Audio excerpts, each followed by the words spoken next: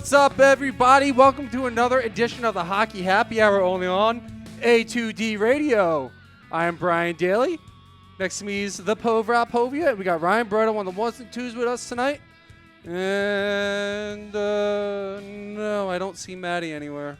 Yeah, unfortunately, he spent a good part of his evening down at the Wells Fargo Center watching that debacle. Oh, that's a shame. Poor Maddie. Poor Maddie. I texted him. I said, "You're never allowed back at the well again." After that, absolutely not. Absolutely not. A lot to talk about tonight, ladies and gentlemen. We have a lot of trade deadline talk coming up. That's going to be basically the bulk of the show. Yeah. And we're going to 2 weeks, 3 weeks away at this point. Yeah, about 2.5 weeks away. And we're going to review that atrocious game by the Philadelphia Flyers tonight, if that's even Do we who have to? showed up. Yeah, unfortunately we have to. Damn it. Hockey Happy Hour brought to you by Specialized Physical Therapy. Make Dr. Paul Vidal yours. You can check him out at www.specializedphysicaltherapy.com. So, where do you want to start? I guess we'll have to start with the Flyers. I don't want to.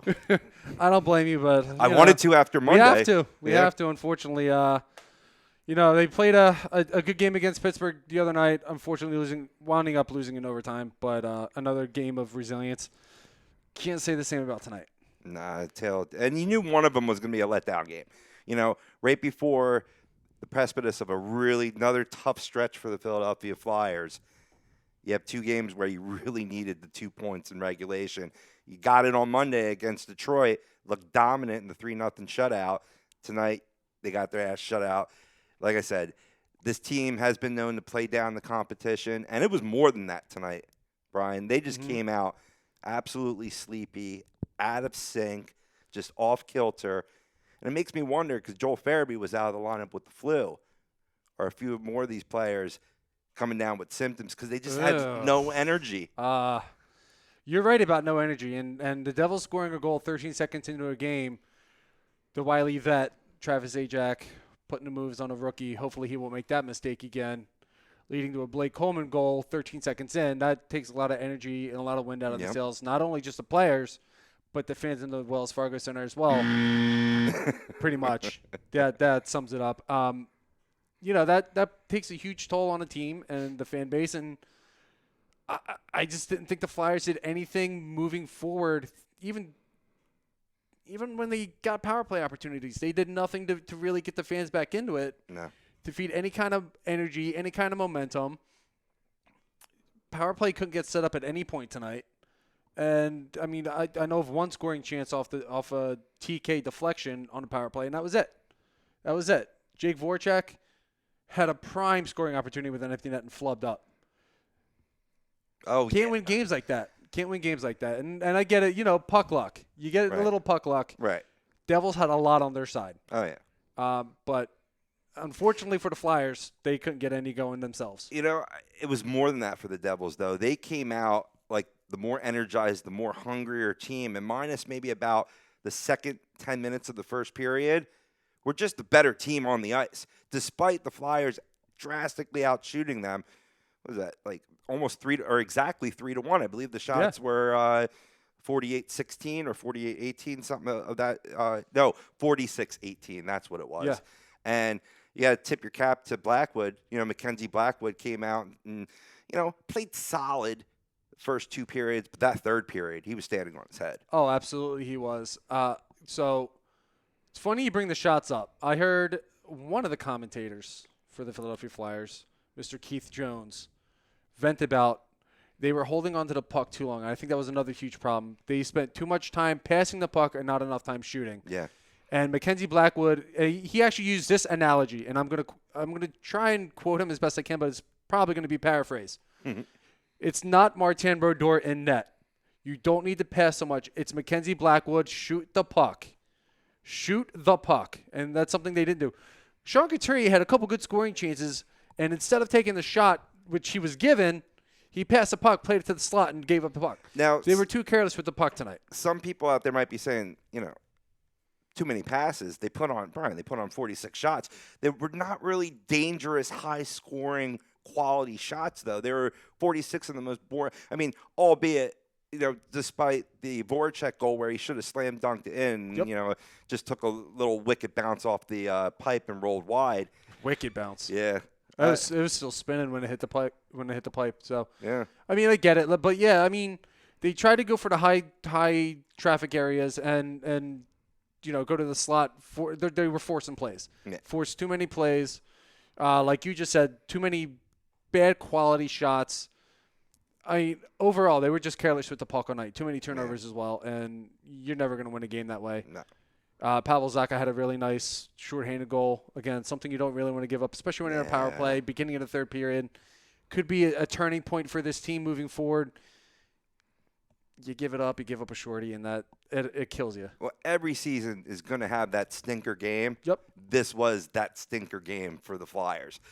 The fans really took it out on certainly booing them. I'm sure Maddie was in attendance booing them as well, and rightfully so. But one thing that pissed me off was that the fans were booing Brian Elliott when he was getting pulled. This was not his fault. Nobody was playing in front of him. Nope. And that 2-0 lead after 2 periods of play could have been easily 3 or 4-0 at that point, and then it would have been a complete lambasting. In the case of Brian Elliott, you could blame the second goal on him. He took a bad angle, but I mean, Stevenson went coast to coast, banked it off the boards. He's already coming from a weird angle that you don't typically see. Exactly. And buries it. So, I'm not going to fault him fully, but that would be the one goal that I would fault him for. The other ones were odd man rushes, even on the penalty kill. I mean, the first goal he couldn't have seen that. Zajac gave it to Coleman. Coleman had nothing but room in the slot. Nobody was even close to him. Yeah. And then on Pavel Zacha, it was a 2-on-1 break. It was a 2-on-1 break. I'll fault him for that because, he had plenty of room. And Zacha he's not a goal scorer. He's scored a 6th of this season tonight. And that's one he should have made. Yeah. He's a guy he had high scoring upside when he first came to the league, and he just hasn't blossomed into that player. But, he should have had that one. Nobody in front. I mean, it must have been one hell of a shot. It must have still been rising when he took it. Well, I mean, coming in before this game, you almost expected this game was going to be a gimme. Well, the Flyers were 4-0-1 in their last 5. Yeah. Coming off of a shutout off of Detroit. And what you got was just a flat-out effort. And obviously, this team was looking past the Devils at the next gauntlet that I alluded to before. In case you're not familiar with the schedule, I'm going to try to attempt to say it off memory. This Saturday against the Caps. Right. Monday against Florida. Then after that, the Islanders, Florida again, Tampa Bay. And then the next week around, you have a back-to-back with the Columbus Blue Jackets who've been red hot, creeping into 3rd place in the Metropolitan. So it's my surprise team, man. It's an absolute onset. But I was talking with Cromer as I was walking into the studio here, and the Flyers had a pretty bad stretch against some poor teams on the West Coast, the Kings, the Sharks, and then had to come back and go into the nation's capital like they will be this Saturday and play the Washington Cap. Or, yeah, that was on the road as well after that West Coast. The Capitals game? Yeah. Yeah. Yeah, it was also on the road as well. Despite where it was, you were expecting, the bad times are going to get a lot more bad at this point. And they came back and they put a solid effort and whooped the Capitals' ass. So let's hope that that'll happen again this Saturday, turn it around. This team has been, resilient to bounce back from poor efforts before, but it doesn't excuse an opportunity where you have to get 2 points against a team that's in the bottom, in the cellar of your division. Absolutely. Should have got them. Let's get to some of these comments here, see what some of the faithful are saying. We got Bill Middlebrook chiming in first, saying Flyers looked bad tonight. Wow, 5-0. Have a great show, fellas. Thanks, Bill. David Roski says, "What's up, boys?" David is here. Don't fear. Don't fear. Oh, thank goodness. Thank goodness for that. David Roski is here. I'm relieved. I know Ryan's relieved. We know he's relieved. In the sky. It's a bird. It's a plane. John Cena! Mr. Frank Vespi chiming in saying, "Hey, yo, sorry to bother you, #banana heads at work. To answer the poll, I disagree, but I do believe that they will buy at the deadline. Also, after 1,500 points, Joe Thornton still sucks. Sharks, suck. Oh, my goodness. Hey, Ryan, can you turn my head Just a little bit down? Yes. Cool, thanks. Brian's too loud. Oh, for my you. God, he's blasting. Yeah. He has that Oh, effect I gotta on be. people. I gotta be. Is that better? Yes. That's perfect. Thank you. Yes. Perfect. Thank you. Ducks lost to the Canadians 3-2 final OT. Yep, I got that alert, David. Thank you. Stephanie Hoover, what's up, Steph? Says Ghost messed up the chemistry point blank. She might have a point there. Yeah, he looked rusty. He definitely looked rusty. He had a couple good keeps on the blue line, especially in the first period, but still missing the net. And I mean, you have a good problem to have. You have seven, decent to good defensemen. I think we're going to get into this later that I feel one of them needs to go. Yep, we can definitely get into that. One may or may not be on my list. The tease. One may or may not be on my list. May or may not. May or may not. Yes. Greg Malakovic chiming in, who you can check on pretty much every show at this point. He's always around on A2D. Great effort from the Orange and Black tonight. Ugh. Yeah. So what's up, my guys? Hashtag I agree. Oh, sorry. Let me try that again. I hashtag agree to the poll. I don't know if it's the right move or not, but I do think it happens. Poll question being, do the Flyers trade Shane Gostisbehere at the deadline? Agree or disagree? Vote. Let your voices be heard. Yeah, you do Facebook, YouTube as well. Chime in on. We actually had. I'll get to it in a second, but we had a viewer on Periscope chime in and saying that, that we should have a trade of Mr. Gostisbehere. So I just want to give him some credo here. Let me get I back to it. definitely agree with that. I think he Slappy is Coco. traded. What great name. Oh, that is a pretty good name. But he goes, I agree they will. And all right, we'll get into it right now real quick. I do think Gostisbehere is the expendable piece. He makes sense in terms of his progression. He started off red hot in this league, and it's a lot to live up to. So I didn't necessarily mind the sophomore slump, but he's pretty much picked up his game. I'll give him some credit. He's certainly picked up his game this season, but you just see a plateau. And I think this would be a good time to move him. He's a $4.5 million cap hit. So by trading him, that's going to release a good amount of that limited cap room that the Flyers currently have to where you could bring in a talent and be able to absorb, hopefully just a bulk of it, not all of it. You get some of the team that's trading him to do that. Because with Gostisbehere, he's under team control till, I believe, 2023, 24. 4 years, I believe. Yeah. I remember when I saw it earlier Exactly. correctly. So. No, exactly. And so, I mean, that could be attractive. And he has shown moments of brilliance. But tonight, the Flyers defense had a very nice chemistry going on. And it was disrupted a little bit. I'm not going to point the finger at Gostisbehere's play per se, but I think Hogg is a guy that needs to be in the lineup every day. Despite Philip Myers playing, he's on my shit list tonight because he was one of the most flat Flyers that came out against the Devils, and we saw it 13 seconds in. Yep, absolutely. Lazily playing a puck in the corner and getting schooled by Travis Zajac. Okay, so we'll get a little more in depth in the trade in a few minutes here. We're going to continue on here with some of these comments. We got Trevor Harris chiming in saying, can the Flyers make a move for Jeff Carter? Trevor, what's up, buddy? I was high on that for a hot second. Maybe more out of being sentimental, but I never was. I was chatting with a dude in one of our groups, and he made a good point, and it's probably the same to your point. That's been the old Flyers, the old Flyers MO, bringing another aging veteran that's making a lot of money. You know what I mean? And I said, well, if you move Gostisbehere, that could absorb that, but I agree that there's other better, younger talent in the league that I'll get to that are comparable to even Gostisbehere's age. Absolutely. Dan Striak Jr., I hope I said your last name right, Dan, said the Flyers lost 5-0, and it was still less frustrating than this Sixers team. Yeah. No bad night for Philadelphia.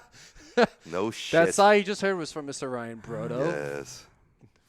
Voicing his frustration with the Sixers. My favorite That too. play. That was also me. That was also him. Steph says, goes for Kapanen, make it work. I could care less if he oversleeps.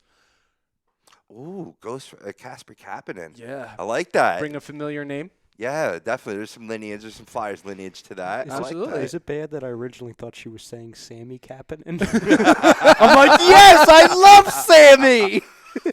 I'm Well, sure. Sammy was broken. I forget who the hell laid the hit on him that destroyed him. Whoever did was a bad man, though. Oh, it against the was a Maple Leafs, bad no? hit. Yeah. I want to say it was against. I for some reason want to say it was against the Devils. Or maybe it was the Devils. Sounds like a devilish thing to do. It would sound like the Devils. Yeah. It's it fitting sounds for like- tonight. Yeah. Yeah, it was a Stevens type hit, and we saw a Stevens type hit tonight from Hayden on Philip Myers. Oh, Speaking that of was a which, beautiful hit. I couldn't believe he got back up. I and couldn't actually either. got back into the play a little bit, but you knew he was ailing. But he eventually, came back to on his next regular shift. But the way his head whipped back, I was like, oh my god, that's borderline done. He made concussion it done. right there. Darcy made Tucker. it. It reminded me of the Lindros hit. Maybe. That's what Trevor says. He typed it 3 times. I think he's trying to send a message. What's Oh, that? Okay, I'm Darcy not that- Tucker. I haven't Oh, gotten Darcy that- Tucker. That was Yes, and yeah, Maple Maybe it Leafs. was against and it the was Maple the Leafs. Maple Leafs. Yeah. Yeah, Okay, Thank you, good. Trevor.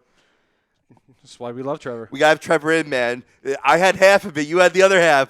How the hell did he remember that? We're like peas Oh, and he knows carrots. everything. Oh, I know, but still, I'm like, how the hell did he remember that? It seems like he was just watching the tape. Were He you might watching have. that 5 minutes ago, Trevor? Oh, he probably Googles it real quick before he. Just in case. It's amazing. Just in case the game He 6. might bring it up. He even said game 6 too. His memory is really sharp. I love it. Yeah. I love him. I'm glad he's a part of the show. Trevor goes on to say, disagree with the poll. Trading a D-man won't work. They need help in forward, and I'm looking at Jeff Carter. Jeff Carter is not one of the guys I'm looking at, but I will get into who I want to see the Flyers go for. Well, I mean, He is on my list. and I mean, I'm not defending the poll, yay or nay. It wasn't even I that wrote it, but you got to trade from a position of strength to address a position of weakness. That's the art Absolutely. of the deal. Absolutely. Yeah. I'm with you 100%.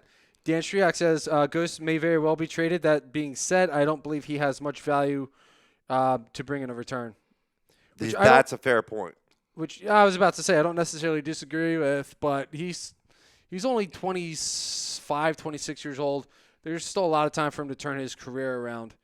But he's right. As of right now, this moment in time, there's not a ton of value, but there is still an upside to him. Mm-hmm. Trevor says Philip Myers is a crumb.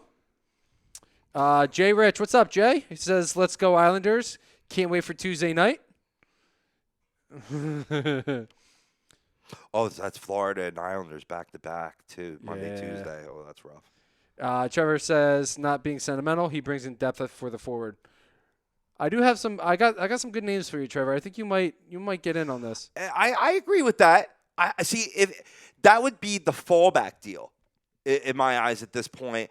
But I would, to add another guy that shoots the puck a lot, that has been a proven goal scorer. I mean, that's never a bad thing, Trevor. So, I mean, I just, in order to afford him, unless the Kings were willing to take on a lot of that salary, I don't think you're going to be able to get Trevor for, a young prospect from Lehigh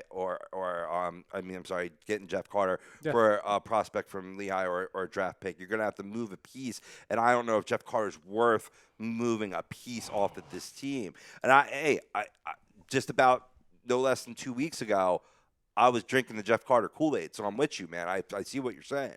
I'm picking up what you're putting down. But here's my question, and I think it's a fair question because what's his cap? What's he hitting? I know Jeff Carter's making $3.5 million this season. That's but it? That's it, yeah. Oh, But- I thought it was going to be a little bit more expensive than that. He might be more of a cap hit, though, than that. I don't know what the Oh, cap yeah, hit that's is. what I'm looking for. We can look that up. Well, Riley, would you mind looking that up? Sorry. Jeff Carter's cap hit? Yes, sir. Yeah, good. I like, was it? I'm not going to I just want to know for sure because if we just on the show, if we entertain this idea of Jeff Carter, I want to know what his cap hit is so we know Yeah, I like it. what may have to be moved. His cap hit this year would be 5.2 mil. 5.2. That sounds about right. That's where I was thinking. All right, so you're going to have to move. Look at that inflated. Yeah. Yeah, so you're going to have to move. You're going to have to move somebody. Probably a Shane Gostisbehere. Send him to LA. Because like he said, he's got the 4.5. Carter's got the 5.2. Right. You're going to be gaining a little over $1 million in the cap hit, but you're getting scoring depth. And that's something like I agree with Trevor, and I agree with you a couple weeks ago when we started talking about this. Flyers do need scoring depth. They've done a good job outscoring some teams, but you need the depth. You need the depth. Trevor says Jeremy Roenick, Game 6, game winner. He loved the 03-04 team. By the way, I'll be there Tuesday night. I'm being reasonable here. You have him for 2 years on the books. For Jeff Carter, you'd have for two more years? That wouldn't be a bad deal. Wow, it's even more of a disparage. His salary this season, Jeff Carter, is $3 million even, but the cap hit is 5.2.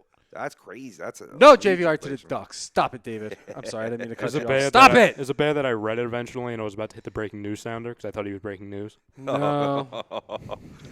It's a good thing I didn't hit that freaking button. It's a good thing you didn't That hit would've that been freaking bad. button. No, we have a a little precursor in this discussion where we were talking about this during the day where he was saying JVR for Jakob Silverberg, and I was like, sure. Or better yet, No, yeah, that was on one of the hockey groups we're in, and I immediately was like, "You knock that off right now." why don't we do Adam Henrique? That's a great deal. No, That's it's a not. beautiful It's a thing. great deal for you, but then we'll get a 30-year-old guy making 7.5 who can't score shit. Hey, he'd fit in Anaheim perfectly because they don't score either. Yeah. Trevor says they want Ghost and probably Prospect. I'm thinking Friedman. I know you're a little high on Friedman. Yep.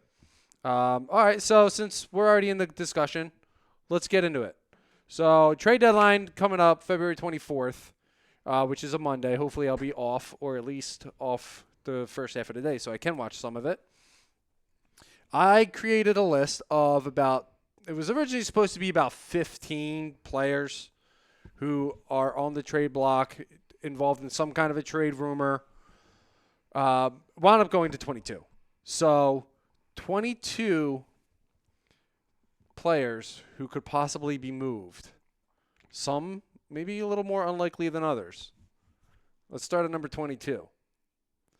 Okay. From the Boston Bruins, David Backes. He's a 35-year-old forward, can play all forward positions. His cap hit is $6 million with a modified no trade clause plus 1 year left on his contract.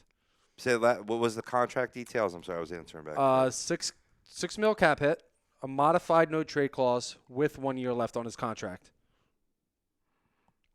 Yeah, I mean, that's tough for a team to take on. That's certainly tough to take on. And then I like how the proximity of being that unrestricted free agent in terms of his likelihood of getting moved. But I don't know if you're asking me.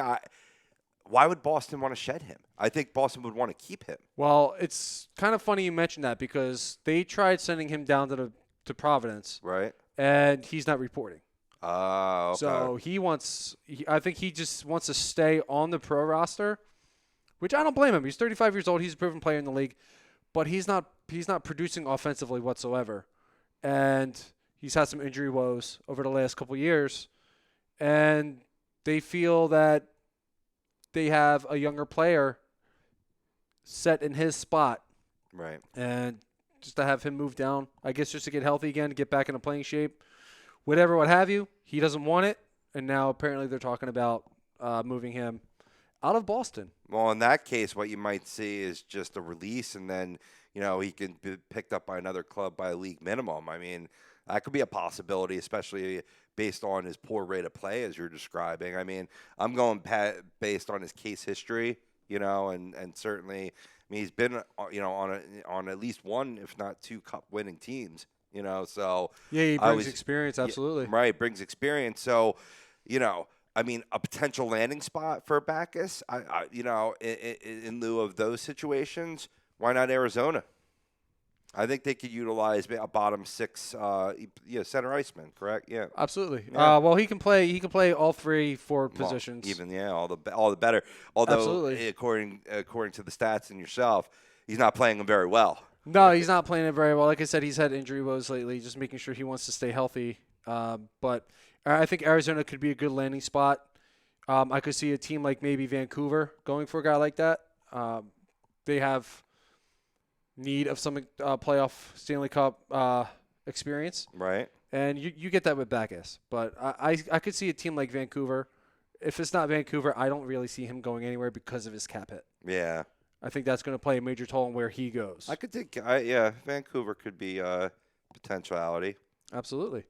Number 21, we have Mike Hoffman from the Florida Panthers. His name's back in trade rumors. 30 years old, plays both wing positions, a 5.18 cap, a modified no trade clause, and he will be a UFA at the end of the year. So he will be a strict rental unless somebody decides they want to re-sign him. Yeah, he could definitely be a prime suspect to be on the move. Easy, Trevor. We're getting there, man. We're getting there, brother. I have a couple of them on this list, I believe. Couple Red Wings. Maybe not. That's what I was answering him right now, but I didn't know how to spell Antonisio. So Oh, I yeah, had to actually. Anthony Antoniciu, he's not on my list, but he's available for trade. He'd be a good bottom six player, bring some speed, has some scoring upside. So I think he would be good. I'm not sure what his contract is, but Anthony Antoniciu would absolutely, I think he would be a good option, especially for the Flyers. I think he's something that they need is a little bit of speed. Sure. They tanking. Bro, they ain't even showing up. They ain't even showing up. Although they did look good against the Sabres tonight. I don't know if they wound up winning, but last I saw it was 2-0 going into the third period. Oh, Sabres, what a train wreck right now. Oh, yeah. Oh, my God. Oh, they're falling apart. Speaking of, I could see a Mike Hoffman fitting in for the Sabres. I don't know how far out they are at the moment, but he could be a piece they need to get some scoring going. Right. What's his season stats at this point? Not 100% sure off the top of my head. I mean, is he an asset? Is he somebody that would be high on the market? Oh, yeah, absolutely. Then, you could see that. You could see teams like a team that's fallen out of it, as I said, and said, no way, bro. The Maple Leafs are for real, bro. And I'm like, well, they're for really out of the playoffs now, bro.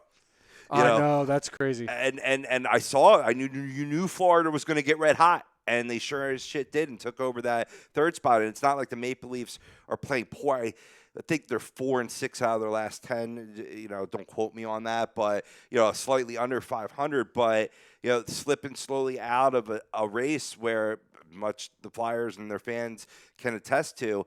It's so long, jam packed. You need points virtually every night to stay with the bat. Yeah, absolutely. So I think the Maple Leafs could be a potential spot there, maybe even the New York Islanders for that matter. Oh, you know what? I kind of like the Islanders. I think the Islanders would be a good fit. Under coach Barry Trotz, who, according to Jay Rich, sorry, Jay, says Trotz being the best coach in the NHL. I think, especially him being the disciplinarian that he is, I think he could really bring out some good in Matt Hoffman, which I think, or agreed. Mike Hoffman, which I think has been missing, because I don't think he's been the same player since leaving Ottawa. Right. Yeah. Safe to say. And I mean, what a young talent too. I mean, did he come up with the Senators or was it Nashville? He came up with the Senators. He did. Yeah. And they got traded to San Jose, and later that morning, not even an hour later, got traded to Florida. Right. Wow. On the move. Some of these players, they get, sent all around the league, and they lose what made them once great as a prospect. I think we just saw another guy get moved this week. You posted about it in Jack Campbell from the Kings. Oh, yeah. Jack Campbell going to the Toronto Maple Leafs with Tyler Clifford. A stud puppy. I mean, and Kyle Clifford is another talent. The Kings are definitely a team to rebuild too. Yeah, full rebuild to pick rebuild. apart, as we alluded to before. But Jack Campbell was a stud puppy in college. Stud puppy coming up the ranks, and he was a guy I had in an NHL dynasty league, and the one of which I speak. Yep, and, I was a part of that, and he just flamed out, man. Yeah, I think he needed a change of scenery, and I definitely think Toronto needed the change. Not getting any real goalie stability. Surprisingly, with Freddie Anderson, who I think has a proven track record to being a very good goalie. But, that helps solidify the goaltender part, and bringing in Tyler Clifford helps solidify some grit, some physicality, and Tyler Clifford does have some scoring upside to him. He won't get you more than maybe 10 goals a year, but he can put the biscuit in the basket once in a while. Going the other way to Toronto was Trevor Moore, a 2020 third-round pick and a 2021 conditional third-round pick. So,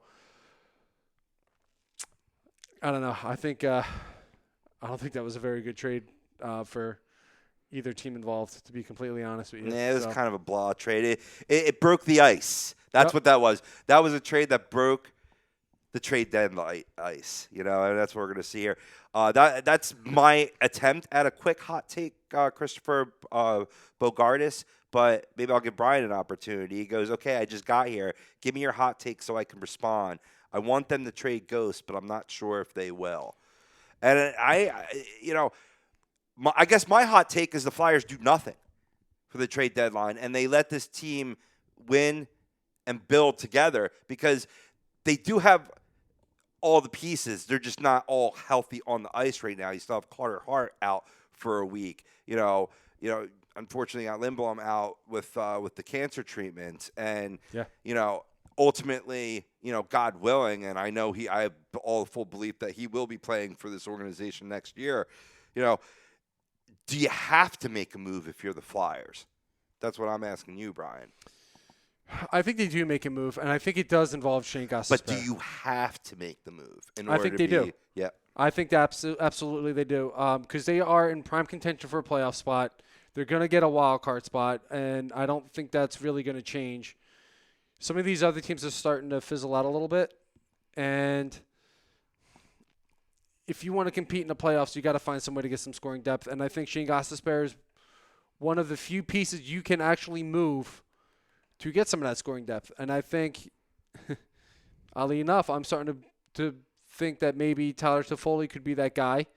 And I'll get into reasons why in a few minutes here. But Tyler Toffoli could be a guy. Maybe Jason Zucker could be a guy. My guy. I don't even need to say my guy. But, I mean, Toffoli, not that Toffoli isn't my guy, but I told Trevor on the comments here, I want JG. But unfortunately, the Islanders are hot after JG right now, too. And everybody would be. He's one of the top trade bait guys. He's in the top 3. Yeah, I'm sure we'll be talking about him at some point upon your list. Thank you, Steph. Stop it, David. JVR will not be traded to Anaheim. They're rebuilding, David. Jesus Christ. I do feel that the Flyers need to trade from that area of strength, which has been the defense right now. If you could, and you have the depth too, so you can always bring a guy up when you move another guy and still have that 7-man. Absolutely, like Mark Freeman, or if Mark Freeman has to go in order to get that quality goal-scoring top 6 guy. I mean, you'd obviously have to give more than Mark Freeman to get that, but and then you keep your other 7 intact. Hey, that's cool too with me. Yep. But I just think you definitely. I mean, Provorov's obviously keeping, Niskin obviously keeping, right? Sanheim, Myers and Hogg. I put them even neck and neck with Gostisbehere, but Myers has so much upside. Hogg has so much upside and is defensively responsible and physical, which I'm seeing a lot more out of this team, even out of the forward position with Nick Aube-Kubel. I don't want to move any of those 4 guys in terms of Provorov, Niskanen, Myers, and Sanheim, right? Hogg, what's I don't mean to interrupt. No. David, do you really think Anaheim has a shot at making the postseason this year? Is that a serious comment? For real? Let's be realists here, Dave. They're in the bottom of the Western Conference for a reason. They have no scoring. They have no offense. Defenses play like crap in front of Gibson most of the season. They're old. They're not playing well at all together. They need to rebuild. They need to get younger. They're playing a little bit better of late. But let's be serious. They're going to be in competition in the draft lottery to get Alexei Lafreniere at number 1 overall. They're not making the postseason. Let's get back to reality, please. Spread your wings and fly.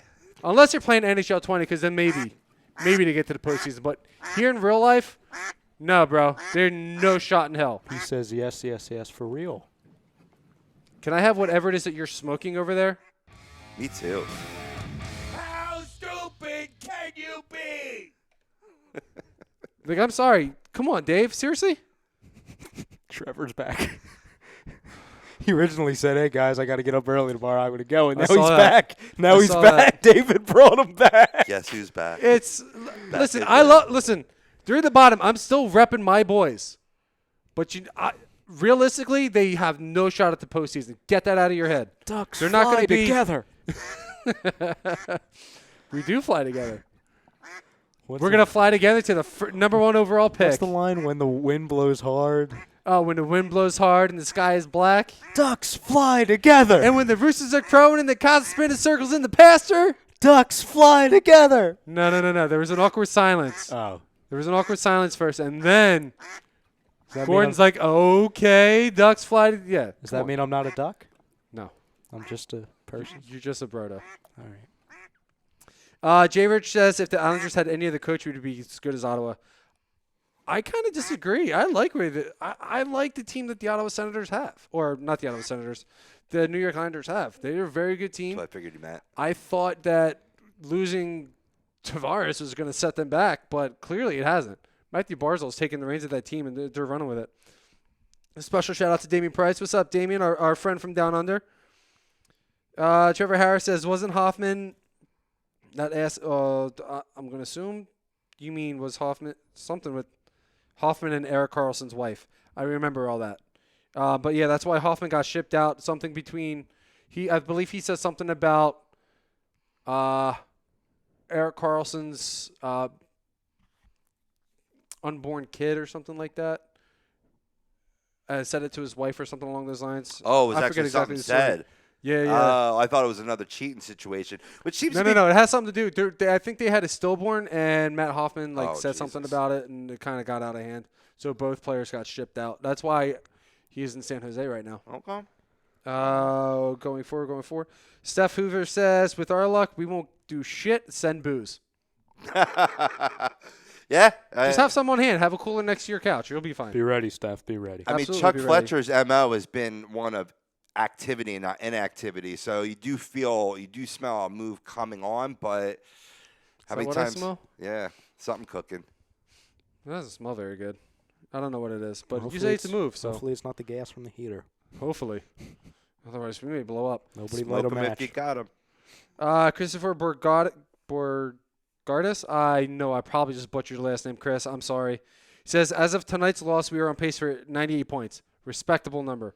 It's hard to argue for a trade. We're missing Hart, Patrick Lindblom, Farabee. Obviously, missing the playoffs would be a blow. But would trading for a rental be worth it in the long term? I could see an argument for each side. I do. I don't think Lindblom's coming back this season with everything that he's got going on, and considering we're in February. Hart will probably be back next week, from what I'm hearing. Farabee's only out with the flu, so that's one or two minimal. gamer. It's a game or But two. my prediction is you're going to see some other players out with the flu too, the way they played tonight. Oh, Jesus probably. Christ. That would be the only excuse that I would buy. And who else did he say? Patrick. Patrick he's starting to get back on the ice. I could see him probably being back by March, Right. April playoff time. Yeah. Somewhere around there. But yeah, I mean, a rental is good for now for where they are. They can't compete. They can make a run. Absolutely they they can can. absolutely make a run. So, I mean, I'm not gonna. There's the names on the list that aren't going anywhere. Giroux, Couturier, Voracek. Yeah. Some of the as I said, Provorov, Sanheim. Those names are not being touched. But if you can move some of your ancillary pieces to bring in a guy that fits a team need, that another center iceman, a top 6 forward. Even if you want to go for like an Ilya Kovalchuk, Yeah. I'd be open to that too. You know what I mean? Which, I almost feel like vomit coming out of my mouth as I'm saying that, but the man shoots. That's what he does. He's actually on my list, so we'll get to him in a few minutes here. Get through some of these more of these comments. Real quick, Damian Price says next year they will make it, but this year no way. I'm hoping for next year or the year before. I got to see what they do with the deadline and who they get rid of. I'm hoping there's 3 guys on my list here that we're going to get to. I hope the 3 of them get moved, as much as it's going to pain me for one of them. But, yeah, I'm hoping for next year, if not the year after that. Trevor says, now he's out, and now David, what don't you fucking understand? You're last place for a reason. We suck. Like, that's it. We suck. He said she was on drugs, I believe. It's Steph saying regarding the Matt Hoffman, Eric Carlson situation. But Greg Malakovic, Ducks fly together. Ducks fly together. Okay, so we're gonna move forward here because that's all the Tom Arnaud saying great effort by the Flyers tonight. Insert sarcasm here. I got it. I got you, Tommy. It was a great effort. Whose effort was better? The Flyers or the Sixers tonight? I think that's I think the Flyers That's had a a new better poll. effort than the Sixers. Correct answer. No. All right, moving on. Moving on to the list here because still got a lot of guys to cover. We got Anthony Duclair up next. From Ottawa, 24 years old, strictly a winger, 1.65 cap hit. RFA at the end of the year. Yeah, he's definitely on the move. I definitely think he's on the move as He's well. already packing his bags at this point. He's having a great year. I believe he's at 20-plus goals on the year. Yep. So he's having a great year with Ottawa. I would love to see him maybe be shipped to a team that's rebuilding. A team like Anaheim, maybe Detroit, maybe not L.A., anybody but L.A. Maybe even a Montreal team that's on the bubble. What that about could a use team- his offensive upside? What about a team that's on the cusp right now, like the Nashville Predators? I could see that. I hope not. I don't know if I would rather have him on the Kings versus Nashville, to be honest with you. But Anthony Duclair is having a hell of a year. He's going to get a huge raise come season's end. And whoever trades for him, I think right now you need to lock him up on a deal. Obviously, Yeah. I'm not going to be the guy that sits there. Give him anything he wants. Give him reasonable, 3.5, 3.2, 3, anywhere between 3.5 I think would be a reasonable deal for him over like a 3-year span. He actually just notched another one, 21 on the season. Yeah. Yeah. Yeah, he's talented. I mean, I was looking Started up. off a little rusty, but yeah, he's absolutely coming around. Yeah, no doubt about it. I saw him start off his career where he started off with the Rangers, but he was in Arizona for a few years. Yes, he was. Possible return out to the desert. Maybe. I could honestly see Ottawa may even hold on to him since he's only 24 years old. Yeah. I could definitely see that. Like I said, he's one of the few good pieces that they have.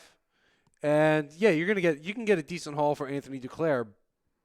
But do you want the haul or do you want a guy who's starting to fall into his prime? Yeah. A guy that you could probably build around with Brady Tkachuk. I Yeah. know a lot of people don't like Brady, but give the man some credit. He has some good offensive production. So could be two guys you build around. Yeah. So maybe a rebuilding team I could see him going to, or even staying put in Ottawa. Next guy on our list, 19 here. I got Torrey Krug from Boston, 28-year-old left defenseman, 5.25 cap hit, modified no trade clause, and a UFA at the end of the year. So, do you see him being moved? I mean, Boston is already a playoff team as it is.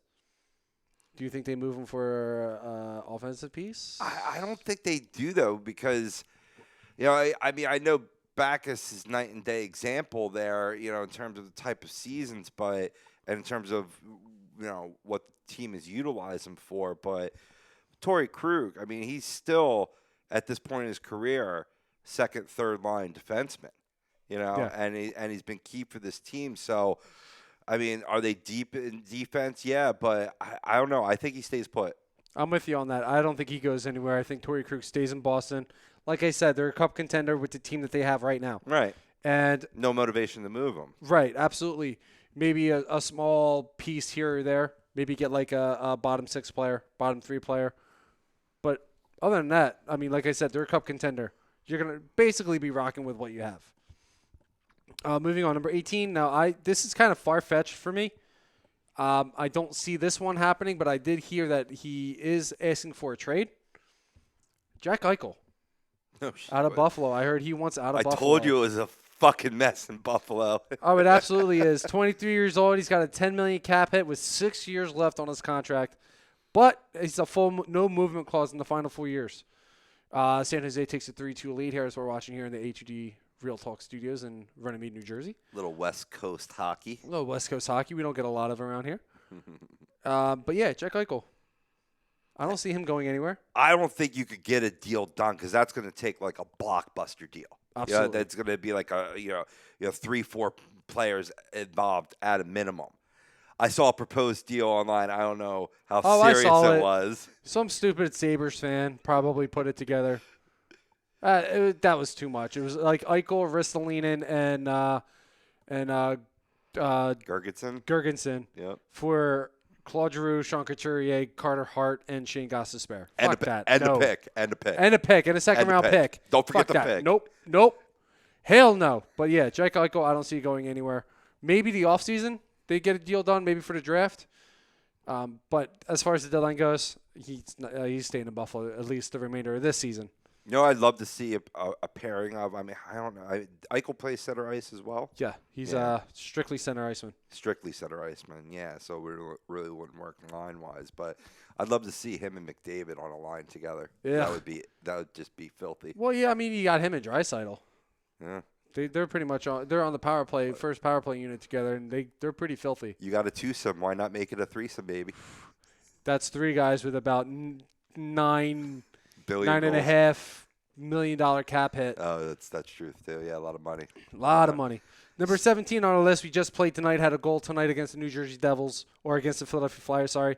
New Jersey Devils forward Blake Coleman, I hear, is on the trade block. 28 years old, forward, plays all three positions, $1.8 million cap hit with a year left on his contract. That's so attractive. He's got to be on the move. 20 back-to-back 20 goal scorer as well. Yeah, having a phenomenal season this year, and you really see it on the ice. He was the most energetic guy on the ice, and it made me want to vomit.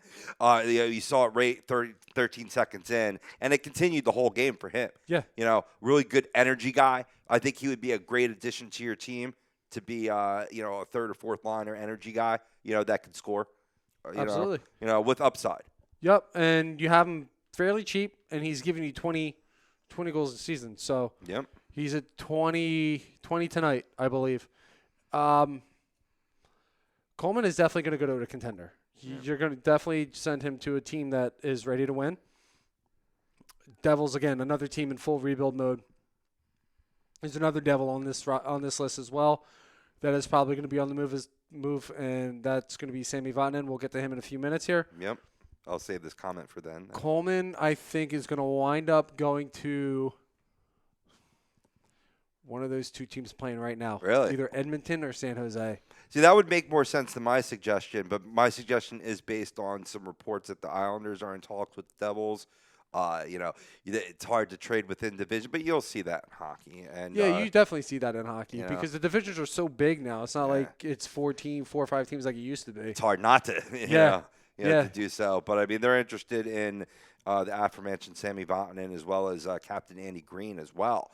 So they're already in talks, and he is on Coleman is on that list as well. So Islanders could be a landing spot. Oh, I could see the Islanders being a landing spot, absolutely. Edmonton, though, is a team that needs an energy guy. I know they have Zach Cassian, and they just extended him on I believe it was like a 4-year contract. But for some reason, I see a team like maybe even San Jose who needs to replace a guy like a Tomas Hertl, who's out for the remainder of the year. Yeah, that's a great call. Fill an injury need. I mean, Sharks, what are their playoff position right now? I believe they're on the cusp. Yeah, so They may even already be in position. Like I said, I should have, but I didn't look at the standings yet today. I'm on it, Monsieur. But the Sharks they're not in a bad spot. I believe they're in wild card position, if not division position. I know they're in a wild card position. Or playoff position. I know that. The Sharks? Yeah. Ooh. Really? Yeah, they're sitting at 50 points on the season. Is that right? Yeah. They're way out of the wild card. Matter of fact. Oh, wow. Correct you. No, it's fine. I'm usually wrong anyway, so it's all good. But But it doesn't change. Yeah, it doesn't change. Like Blake Coleman could be a good guy to have. I've said for about 2 5 years. wrong things already since the show started. Yeah, it's all good. That's why we're not experts here. We never call ourselves experts. That's right. Okay, moving forward, number 16 here, we have Alex Galchenyuk from the Pittsburgh Penguins, who's been traded a couple times over the last 2 years. I think he's on the move again. 25 years old, plays all 3 forward positions. Just shy of a $5 million cap hit and a UFA at the end of the year. I mean, the motivation's not there to move him. You know what I mean? It's still a quality player, still a young player for the Penguins there. So that makes me want to stay. But if they don't have plans for him to re-sign him, why not get a piece for him? Why not get something for your playoff run for him now.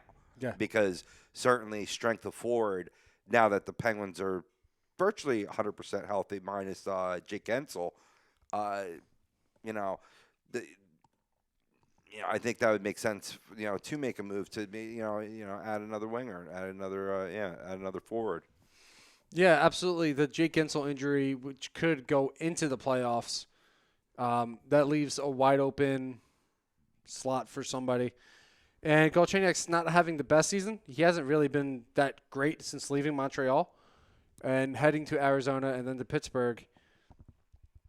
He might be a piece that winds up getting moved, but I don't know how much you're going to get in return for him, especially with the cap hit and his production. Yeah. So Still 25 though. That's a lot of years to be able to come back. Oh, absolutely. If you've dipped down, I'm gonna have to bring up and see his stats in terms of has this been a couple year swoon, or just a recent swoon. I believe it's just recent. Like I said, he got traded from Montreal a Then I couple don't of need years to look ago. it up because your ace has been. Yeah, he was really really good in Montreal, and then once he left, Yeah. I That's want to say he remember. had a little good run in Arizona, and after that, he just kind of flatlined a little bit. Yeah. But again, Um, players on the move, hard to find that stability, place to hang your hat. Yeah, absolutely. So Galchenyuk stays. Does he stay or does he go? I'm gonna say he stays. I'm on board, but yeah, I think that cap hit is pretty much what's going to keep him there. Right. And then he's going to wind up hitting free agency. I think he doesn't stay in Pittsburgh, but I think he finishes the season, gets a chance at a cup, which he will get with Pittsburgh. Matt Dumba, number 15, of right-handed defenseman out of Minnesota. He's got 3 years left on his contract with a modified no-trade clause in the final 2 years. And anybody that's wondering what a modified no-trade clause is, this is essentially what it is it's a partial no-trade clause. He doesn't have to, he only has to give a list of like a certain amount of teams versus a full no-trade clause where you pretty much have to list everybody you want to go to. Correct. In the partial no-trade clause, I believe you have to give a list when you sign the contract, but I could be wrong. But I know it's a partial no-trade clause. I know you have some say in where you go. Mm-hmm. Where full no-trade clause, you have all the say in where you go. Anyway, Matt Dumba, $6 million cap hit, 25 years old. Minnesota making some changes as San Jose goes up 4-2, 7:23 or 29 left in the second period here. I see Matt Dumba moving, going to a contender. I've read reports him being on the market. Yeah. I'm just not 100% sure where. Be a This good is a tough fit. one to predict. I mean, maybe Edmonton's another team that, because I know they've had some defensive woes over the last few years. I know Darnell Nurse is their number one. Maybe give them a little bit of help back there. Florida, maybe. Florida's a team that's on the cusp of making the playoffs again. Right. So, Yeah, they're in third place in the Atlantic at this point, and I could say that they could use a little more depth in the defenseman position. So that could be a good fit. just a reminder that we are doing this not knowing what the cap situations are for all these teams. It's just a prediction. It's just something we're doing for fun. You guys, we are more than inclined for you guys to interact along with us. Yeah. So What I want to hear is, if you're a fan of another team, who do you want? We've covered Yeah. who we want for the Flyers, and certainly we've heard a lot of our Flyers fans chime in. If you're just tuning in, you're a Flyers fan, let's hear who the Flyers should get. But I want to hear more from around the league at this absolutely. point. I definitely want to hear what all you guys want as far as your teams go. Matt Dumba, I see going to a team like Edmonton, maybe Vancouver. I think Vancouver could be in the market for a defenseman. Yeah, that's another good fit.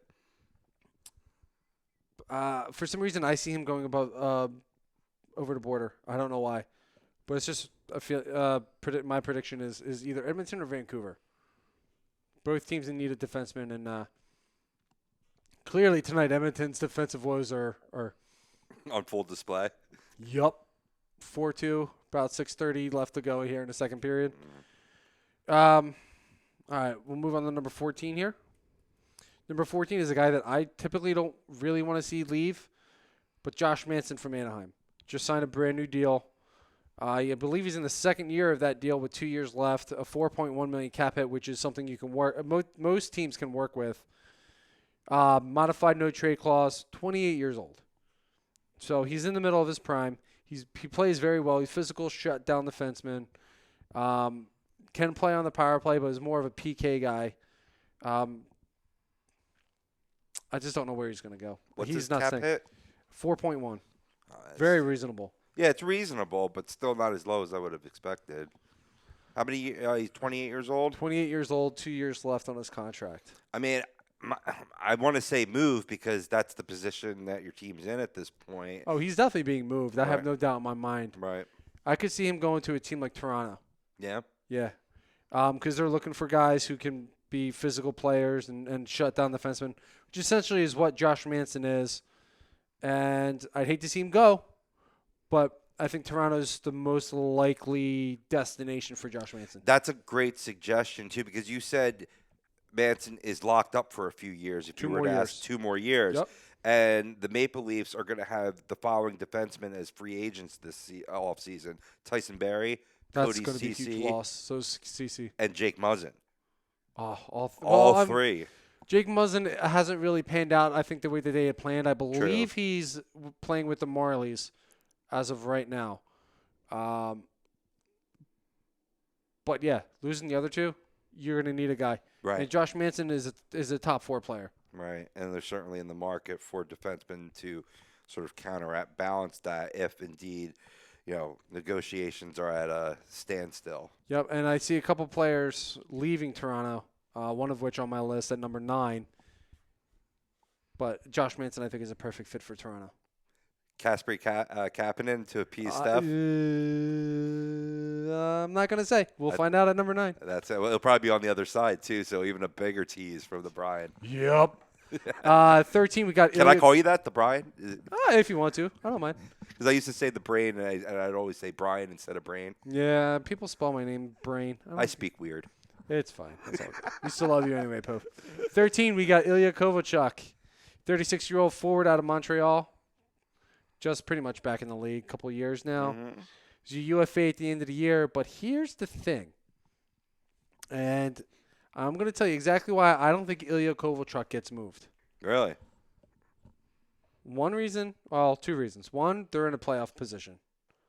2 reasons, they're talking about an extension.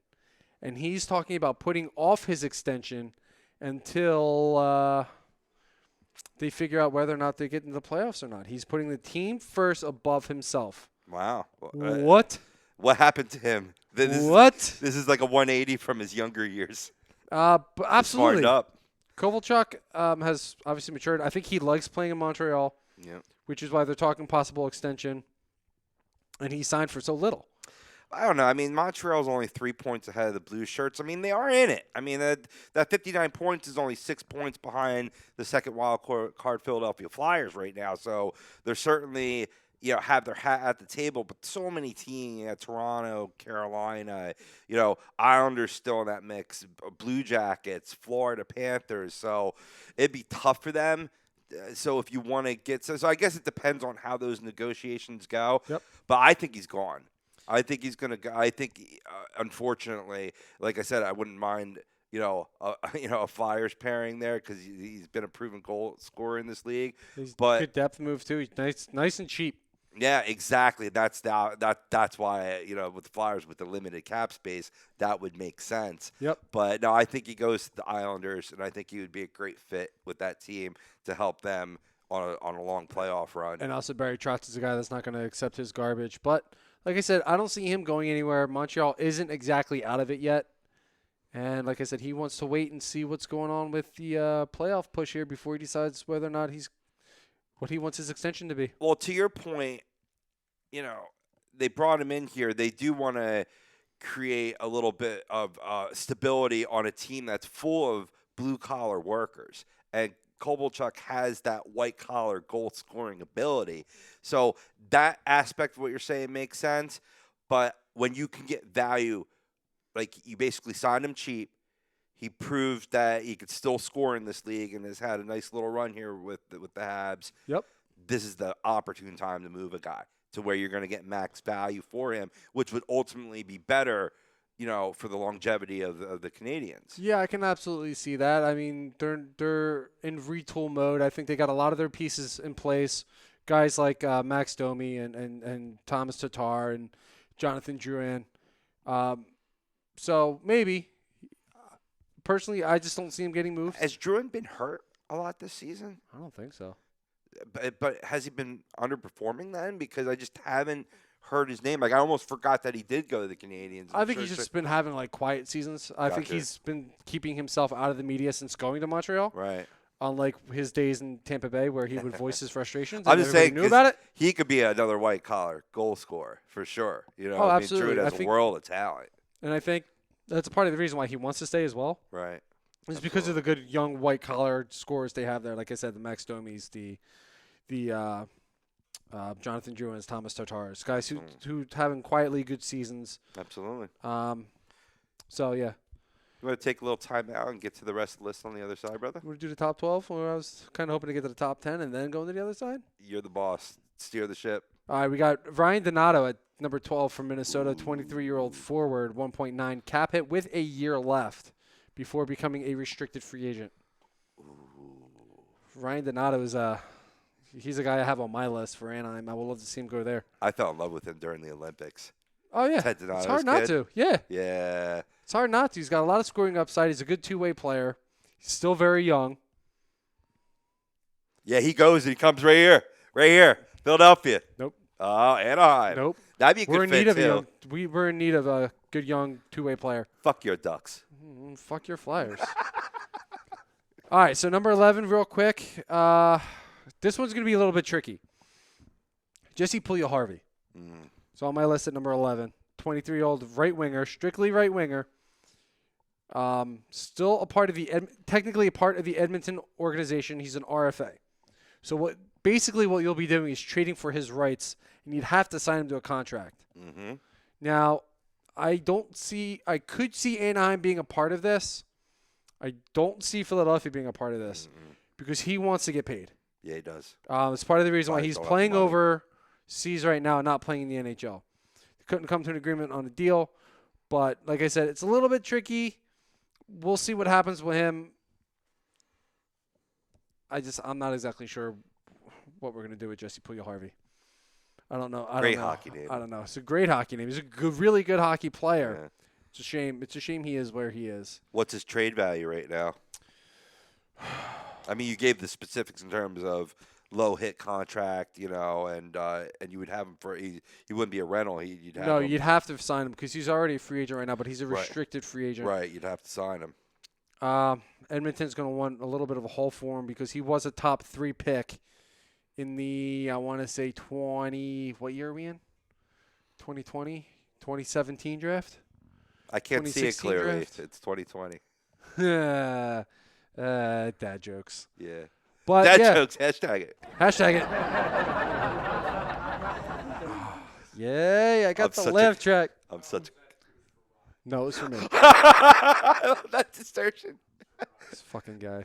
That's actually you don't want that. That's the corny. Like I was. It was for Rob, Uh, Brian. But no, I was laughing with you. I wasn't laughing at you, Rob. I was, I agree. all right, I was laughing at you, Screw you Brian. guys. I was Screw laughing at you, Brian. guys. Your intentions were sound. I was the one that was calling myself out for being a corny motherfucker. I was laughing at you, Brian. What else is new? I'm glad that you've gotten with the gameplay. It is what it is. It's an every week thing at this point. You're 3 minutes over break. Okay. So we're I tried to help you, Ryan. anyway. Second Love half of the it. show, we're gonna get into the top 10 trade bait. My list, trade bait. Figure out where these guys Jailbait? are Oh, probably trade gonna go. bait. Trade bait, not jailbait. Good. You don't want jailbait. That's right. All right. So, I got it again. Jesus Yay! Christ. What the fuck? Anyway, I just saw Joker for the first time. I haven't Been a seen that comedic yet. move. I haven't seen it yet. Good movie. It's a good movie. Yeah. That's what I hear. I can't wait for Birds of Prey. But anyway, Yeah. this first half of the Hockey Happy Hour has been brought to you by Ambuck Services. Need your gutters clean, deck restorations. You want a deck? They do installations, tree trimming, gutter guards. give him a call. You can reach him at 856-879-5530 or check him out on the web at ambuckservices.com. Also, real quick before we head to break, a little announcement we made last night. We did become partners with PhillyDrinkers.com.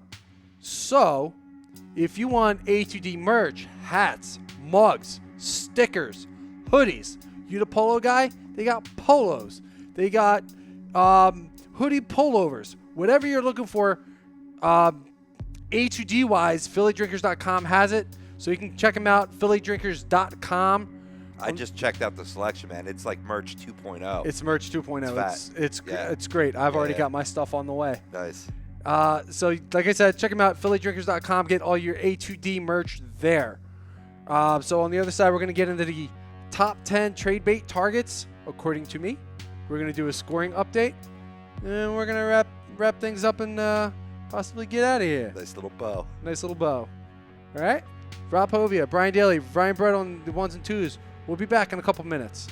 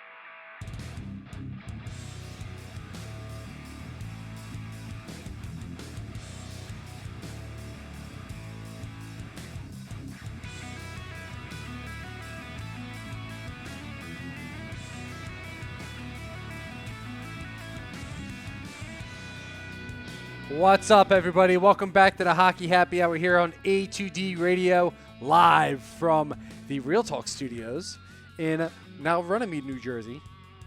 Talking a lot of hockey tonight. A lot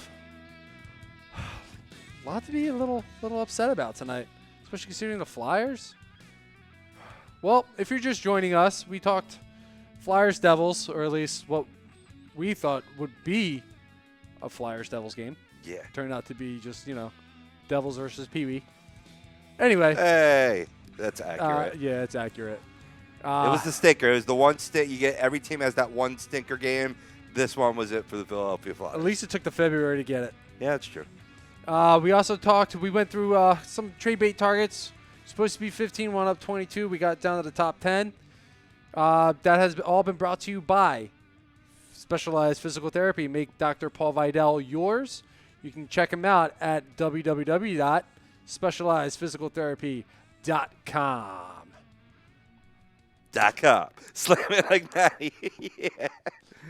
Yeah. I figured I'd give it a try. Well, you got to represent Matty. He's off tonight. He was actually at the terrible aforementioned game, and we joked around with him earlier before the show and told him he's no longer allowed to go to Flyers games. You were joking? I was being dead on serious. You know what? You could be serious. Oh, I'm definitely serious. I could be joking because usually I'm the bad luck charm that's not allowed at the well. So who the hell am I to say? Listen, I kind of wish I went. They were doing the authentic fan thing, Yeah. and I could have gotten an opportunity to meet my future wife, Taryn Hatcher. Nice. And she looked good tonight. She did look good tonight. She's always looks good. Yeah. Anyway. Sorry. Not sorry. Not sorry at all. I was just keeping my comments to myself. I almost feel a little pervish, like she's too young for me to comment on.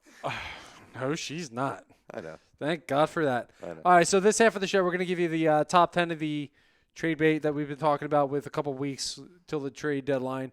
Guys who we think are going to move, where are they going to go? Just a couple prediction things. Nothing crazy. We're also going to give you the scoring update in here in a minute. So just real quick recap of the Flyers Devils. Biggest takeaway. Biggest takeaway tonight was the Devils came out ready to play, and the Flyers did not. Just out of sync from the get-go. We had Joel Farabee out of the lineup with the flu, and I wouldn't be surprised if you hear some more players come down with the flu because they just had zero energy, zero pop tonight. Not to blame it on circumstantial, theories. They have a tough stretch coming up. We went over it before the break. Washington Capitals this weekend. Next week, you have 2 games against the Florida Panthers, New York Islanders, Tampa Bay Lightning, and then the following week coming around home and home with the Columbus Blue Jackets. So Flyers have a tendency to overlook some of the inferior teams, and we had 2 of them this week. They happened to dominate one on Monday, so I almost should have saw tonight coming. That's my takeaway. My biggest takeaway? Oh, God. An inability to control the puck. Carelessness, undisciplined play with the puck, giving it up, terrible passes, especially into the slot when you're in the offensive zone. Not really many good scoring opportunities. And the one really good scoring opportunity they have, nothing happens with it. I have another takeaway tonight, too. And it was a stat that JJ put out there, and it's that Drew is now 14 games without a goal, on one of his almost annual cold streaks. And it just so happens that it coincides with a bulk of the time, if not all of the time, that he's been moved from the wing to the center ice position. I think he needs to be a permanent winger. So I think when it comes to trade deadline, target a center to where you can move him back to the wing. I definitely think he should be a wing. He's had his best couple seasons as a winger. Most points by a Flyer when he was a winger a couple of years ago. Correct. With 103 points since Eric Lindros in 94, 95, something like that, somewhere around there, somewhere in that ballpark. Sounds good. But, yeah, anyway, moving forward here, we're going to give you a scoring update of things that have been going around the league this year. Just tonight, not this year. Handful of games tonight. So we're going to lead off with the Ducks and the Canadiens. Canadiens winning by a final score of 3-2 in overtime. You already know, Devils Flyers, 5-0 Devils final. Red Wings and Sabres went to a shootout. Red Wings came out victorious 4-3. Lightning beat the Penguins tonight by a final score of 4-2. Golden Knights beat the Panthers tonight 7-2. Wow, 7-2. Oh man, that game was 3-2 the last I checked in on that. They really took off. Yeah, they really took. Oh, who was the name that was linked to the Vegas Golden Knights? It was a defenseman. Who was it? Oh, Alec Martinez. Yes. Alec Martinez has been linked to. I knew what you were talking about too because I read it and I was like, no, you bastards. I want Alec Martinez. I want everybody. Islanders win tonight. Beat the LA Kings by a final score of 5-3. Avalanche victorious over the Ottawa Senators 4-1. The Jets beat the St. Louis Blues by a final score of 4-2. Wild beat the Canucks 4-2. And for games that are currently in action right now, Predators are up on the Flames 3-2 with 22 seconds left in the third. Flames do have an empty net. About 3 minutes left in the third period here. Carolina is up on the Arizona Coyotes by a score of 4-3. And currently in second intermission, the Sharks are up on the Oilers by a score of 4-2. And looks like that one game went final. Yep, Predators Flames just went finals 3-2. Preds victorious. Man, Sabres lost to the Red Wings. Wow. That's No a wonder shot at Eichel Drigo. wants to leave. It's a fucking mess in Buffalo. Yeah, it is. Fucking mess. All right, so we got the top 10 trade bait here. One guy we already talked about a little bit. And yes, it does involve the New York Islanders. Yes. Number 10, I got Sami Vatanen, 28-year-old defenseman from the New Jersey Devils, has a 4.8 cap hit and a UFA at the end of the year. So I think he'd be a good fit for the Islanders, who I think need a little bit of help on defense. Yeah, so that would probably be a perfect fit for Vatanen. Yeah, I think we were talking about Coleman on the other side as a possible landing spot from the Devils to the Islanders, but I think Vatanen is the more likely guy, honestly, and he's certainly a guy that they've been linked to. Andy Green I mentioned too during the break, but Vatanen's a great fit, and I think would certainly help their playoff run or potential playoff run. Yeah, unfortunately, I don't think Andy Green winds up going anywhere. Not that he can't be an asset for any team, but it's been questioned how much longer is he going to go. Right. So I know he's been facing some injury issues over the last couple of years, and it's just a matter of his ability, his playing ability, and he's trying to prove that he can still play in this league. I don't know if he's going to get that chance to prove it with any other team. I think he's going to have to prove it with the Devils.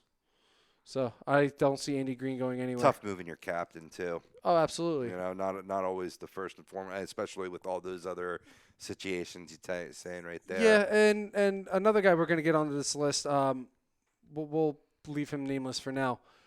It sometimes in a full rebuild, the captain should probably sometimes be the first to go. If not the first to go, then somewhere around there. He should be the guy you lean on when you're trying to put pieces together. That's what the Flyers did with Mike Richards back in the day. Certainly when they were, you want to call it a rebuild or retool, but I would certainly call that a moving. retool. Yeah, retool by moving Carter and Richards. People didn't think Richard would go as the captain, but he had a good market, and they certainly got a nice piece back in Wayne Simmons at the time when the Flyers traded Mike Ritchie out there. And little side note about Mike Richards, too. Something I haven't seen until tonight's game, or actually more Detroit's game, when Kevin Hayes had that sweet breakaway. And first of all, newsflash, Kevin Hayes is pretty good on breakaways, in case you didn't know. He's pretty good, especially shorthanded. And who else was great on breakaways, especially shorthanded? Mike Richards. Yeah, they have a similar game. I never put that 2 and 2 together. Ironically enough, if Kevin Hayes would have scored a shorthanded goal tonight, it would have been third straight game with a shorthanded goal, which would have tied the Flyers record of Mike Richards. Yep. I love it. I love Kevin Hayes. He's just been a Yeah. great asset for the Philadelphia Flyers, and on and off the ice. And I knew moving forward earlier in the year that it was going to be a good signing. I love the length. The dollar amount may be a little high, but on and off the ice, you got yourself a natural-born leader. I go to practices once in a while, and I see him always pulling guys aside, talking to them, whispering in the ear, having fun with them, jumping on Nolan Patrick. I saw a photo of that earlier, him jumping on Nolan Patrick just on ice. The guy, he's a presence. He's a personality. He's just Great for the locker room. absolutely great for the locker Did room. you see that mic'd up that they had? Yes. On fly? Yeah, it was Oh, great. He's a great personality. He's got a nickname for everybody on the team, and it's totally different from any other nickname that's out there. Yep. I love it. My favorite is from my boy Carter Hart. Catahat. Catahat. Catahat. I love it. Such a good player. Like, I'm upset he's not in Anaheim, but at least he's a Flyer because I do have some love Absolutely. for the hometown team. Even though me and Ryan rip you every week. It's fine. Yeah. It is what it is. Yes. I don't take it to heart. I don't take it to heart. Yes. Oh, you don't take it to I heart? don't take it to heart. Oh, I'll really up the ante then. All right, next let's time. go. Bring it. Awkward stare down. You think I'm going to blink? You think I'm going to blink? My eyes are freaking burning right now. This reminds me of a Rick and Morty episode. Oh, probably. Moving on to number 9, Kasperi Kapanen from the Toronto Maple Leafs, 23-year-old right winger. I'm a little surprised they're giving up on him so quickly. He is in the first year of his new contract, $3.2 million cap hit with 2 years remaining. I'm a little – I don't understand why they want to give up on this kid. Agreed. I mean, really, he wasn't even on my mind in terms of NHL trade market until who was it? About a week ago. Was it Steph that commented saying that she was interested in the Flyers getting him, or somebody? Oh, that did was earlier in earlier. the show tonight. Yeah. I mean, Kapanen, absolutely. 30 points on the season, 10 goals, 20 assists. It's not like he's having a poor season. No, I mean, he's not expected to be that 40-goal scorer, but he's expected to be a guy who's going to get you 50, 60 points a year. Right. Great, in my opinion, great middle six player. He could be a really good winger for a number of teams. Very talented kid, can fit into most systems. I mean, his personality, his character isn't the best. From what I understand, he is oftentimes late to practice and stuff like that, which could be a problem. But then again, that could also be the coach being a little lenient with him and all that other stuff. So. And they have a coaching change this They season. did. So They did. So. Yeah. Maybe put him underneath Alain Vigneault's thumb, maybe. And Alain Vigneault, maybe even a Barry Trotz. God, who else is out there? Todd McClellan could be the Edmonton Oilers could be a stop for Kasperi Kapanen. He needs a guy that's going to discipline him a little bit, let him mature. I mean, he's still 23 years old. He's still got some maturing to do. So I can see the Flyers. 3.2. Okay, so it's a little steep for the Flyers.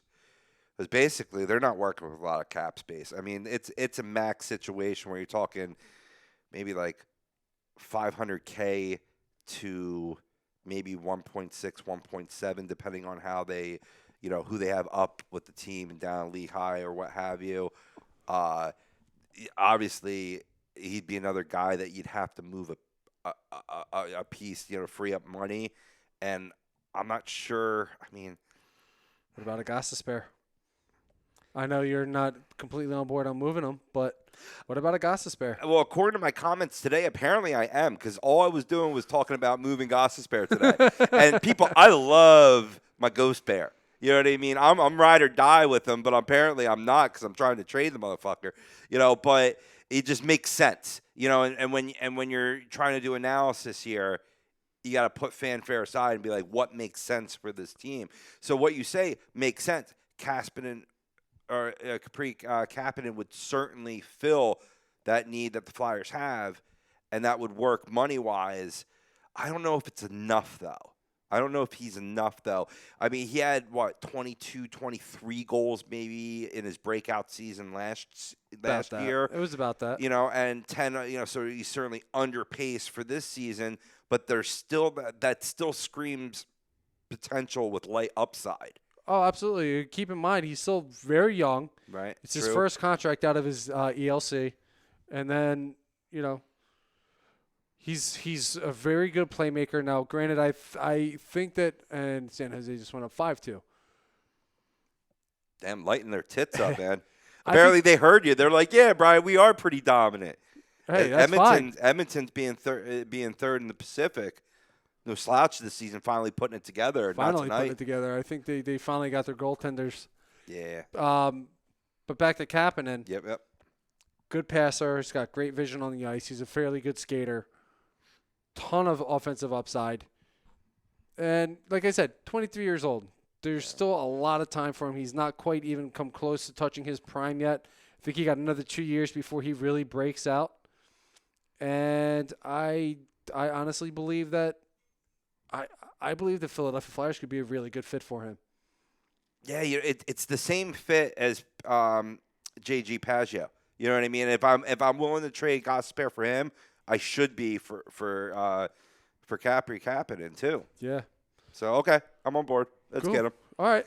Let's go get him. David Raska chiming in saying, I believe in my Ducks, Anaheim Ducks. Don't care what you say. I'm not telling you not to believe in them, but be realistic. They're one of the worst teams in the West. They're not making the postseason for at least another year. Why you all gotta pick on Raska, man? He's just speaking his mind. That's fine with him speaking his mind, but let's be realistic a little bit. Leave David alone. Leave Brittany alone. That's a new T-shirt's coming out on the A2D merch site. We're not sure if we're serious yet. Could be. Number 8 on the list is Anaheim captain Ryan Getzlaf. Been hearing his name in some trade rumors. Full no movement clause, obviously. So he's gonna have all the say where he goes. Yeah. $8.25 million cap hit with a year left. Yeah, that's rough to move. He's already named 3 teams he'd be willing to move to: What are those? Edmonton, Vegas, and I believe Arizona. But I don't think that's right. But for some reason, Arizona keeps coming up in my head. Well, if Vegas does have the cap room, you know, they're just getting back into the swing of things when they had that midseason lull that they fell out of contention. They're back to second in the Pacific. So, And firing their coach for still some odd reason. I'm still trying to figure out why. yeah, and how he did not get hired immediately. The Devils still have an I'm not- interim? Was that still the interim manager? Or, Yeah, they're still in their intern. Yeah. So why? Jeez, wow. Everybody in the Yeah, Devils I don't- franchise should be fired. I don't get it, but yeah, Getzlav's on the move. I Maybe I'm a feel little bent out of shape after a 5-0 shellacking. so. I do believe Getzlav does get moved. Maybe not at the deadline, but maybe during draft time. I don't see him being a Duck much longer. This team is in full rebuild mode. He's 34 years old. You got to give him another opportunity to win a cup before he retires. Yeah, right? Talk to the teams that he's interested in. See if you could work something out. From what I understand, there could potentially be a trade in place where Getzlaf goes to Edmonton, and then you get a package from Edmonton back, including Ryan Nugent-Hopkins, to try and level out the cap situation that they have going on. The Knights actually have $16 million in cap space. So that, you know, the Vegas Golden Knights could be a good fit, you know, in terms of money. Shit. $16 million in cap space, huh? They project to have $60 million in cap space under the salary cap limit of 81.5 mils, Wow. according to Cap Friendly. Wow. So, My okay, new so favorite Vegas is site. in the market. Yeah. So Vegas could be in the market. Yeah. But being the Ducks in full rebuild mode, you're not going to want to hold on to an aging captain. Right. Same situation as the Devils. He's only got so much time left. You don't really want to build a team around an aging captain. You want to find a guy. You want to find your nucleus, which I believe involves maybe Ricard Raquel, Max Jones, Sam Steele, maybe even Max Comtois, who has shown signs of brilliance. Andre Kasha, I what? think. Oh, my goodness. Comtois. Comtois. That name. I don't see an Andre Kasha hanging around. I see him moving. And I'm going to give a little teaser in the number 5. Jakob Silverberg, I don't see staying put. Again, another guy who's breaking 30. And you want to try and bring up as many young guys as you can. But Getzlaf, on the move. I'm saying either Vegas or Edmonton. Ooh. Affecting Arizona Coyotes' potential trades. See that third number? Potential cap space. I guess they're not in. $0.00. Well, because they got Taylor Hall, Yeah. right? From that's another thing too. It's not a Devils team that minus Taylor Hall. Hershier wasn't even in the fucking lineup tonight. No, he wasn't. What sense does hockey make? None. That's Such- why it's the greatest sport. Yeah, there's such parody. But fucking That's why it's the Christ. greatest sport.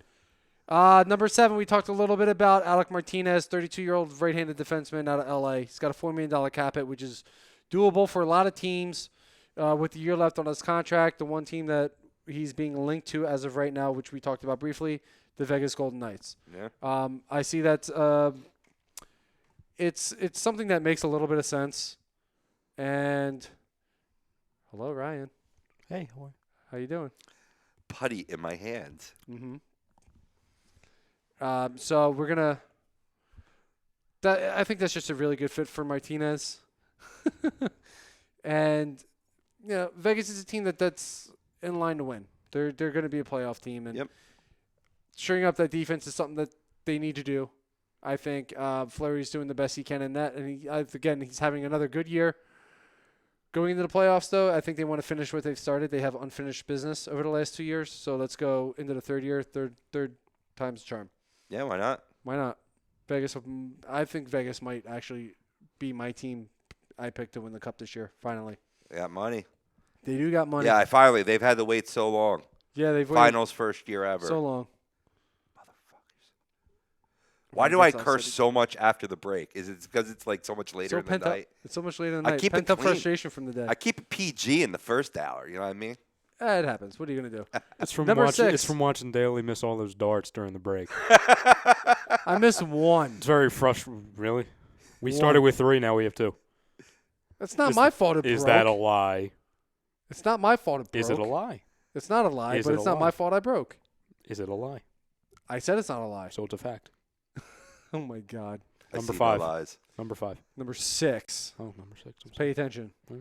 Jason Zucker from the Minnesota Wild, the 28-year-old winger, strictly winger, $5.5 million cap hit, modified no trade clause with 3 years left on his contract.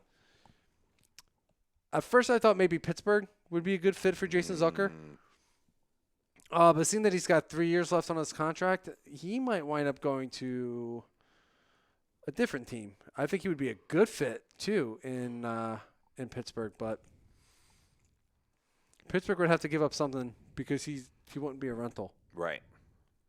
So let's think here for a minute. Where do we think he's going to go? Tough question. I mean, because it's all about who can afford them. You know, who's in it here.